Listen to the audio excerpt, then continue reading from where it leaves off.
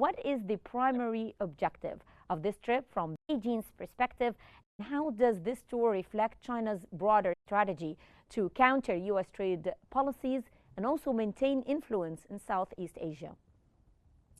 Thank you for inviting me. So the program just said it is the first international trip for Xi Jinping in the 2025. That means Xi Jinping really put it very great importance for this trip. So this time, Xi Jinping is reactive for the Donald Trump's reciprocal tariff policies. And he's going to visit Vietnam, Malaysia, and Cambodia because these three countries may suffer the reciprocal tariff from Washington. And these three countries, especially the Vietnam and Cambodia, are those countries relying on or depending on the Chinese capitals and investment a lot. And though these two countries are the main focuses for the so-called transshipment of the Chinese goods to the Western market, especially the Washington. So that's why Donald Trump put the focus, the reciprocal tariffs focus on these two countries. For the Malaysia is, I would say, in terms of economic value for the so-called transshipment Chinese goods to the U.S. market is a little bit less important.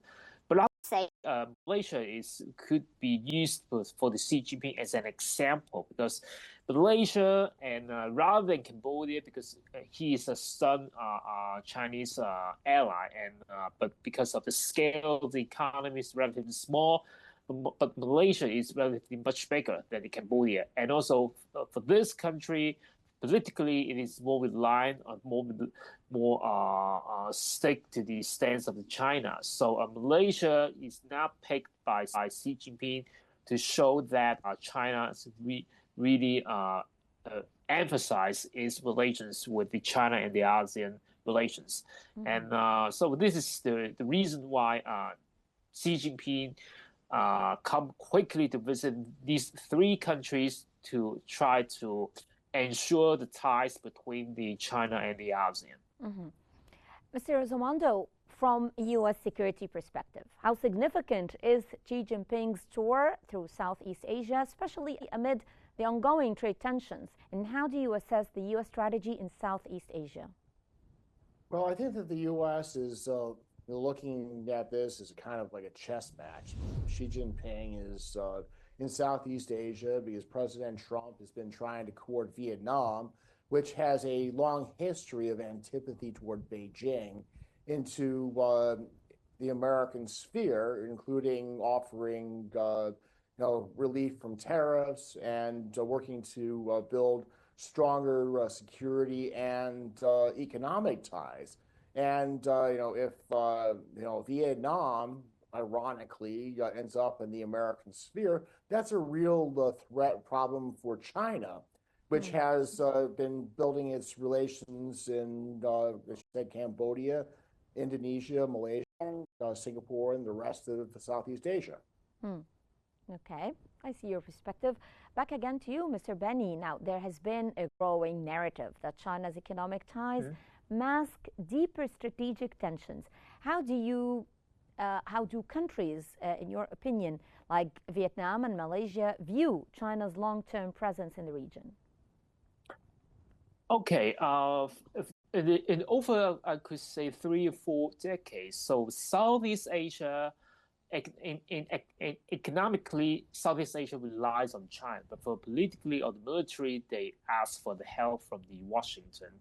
It is I would say, the pragmatic and the only choice for the Southeast Asia because the Southeast Asia are dependent. They have no choices but to live in between the two powers. So that's why they are the first. I would say they are the countries who ask for the peace between China and the United States. They don't want any war because they would suffer because they are living in the so-called the buffer zone between the two great powers. So that's why the Southeast Asia, even though Vietnam has, I would say, relatively not that friendly relations with China, even though they both are communist countries, but they have war in between the two countries in the end of the 70s. But still, Vietnam, of course, Cambodia, Malaysia, and other Southeast Asian countries do want to maintain relatively balanced relations with the United States and China for forcing more closer economic partnerships, and also forcing more political and even military partnerships with the United States, so that they could live peacefully in those regions. Of course, they could not do anything when the two great powers is going to wage war, but they would try to do their best to try to maintain those powers could be peace in those regions, because these countries relies on the capital from the China and also rely on the export market to the United States and the other Western world.